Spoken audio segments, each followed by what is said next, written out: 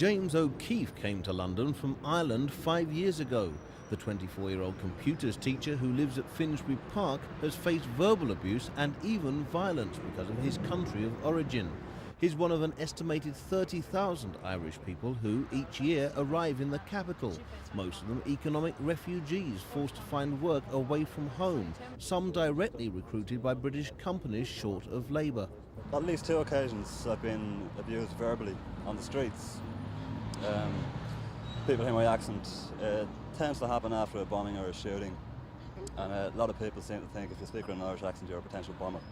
Teresa White, who's 24 and from Kensal Green, is an administrator who came from Ireland almost 6 years ago. When I went for my first job over in London, I was told that my qualifications were probably Mickey Mouse.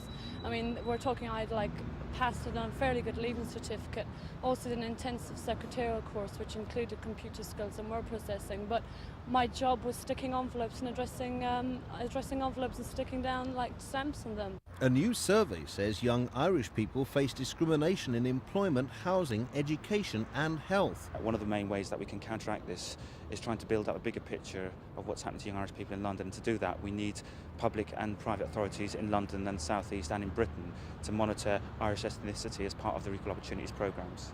Politicians of all parties are being lobbied to take the issue seriously. Several express sympathy, but few will commit themselves to the specific equal opportunities policies being demanded. The job centres, the career advisory service aren't taking enough account of their needs, and that's why I'll be raising this within the House of Commons to try and make sure they get the breaks they really need.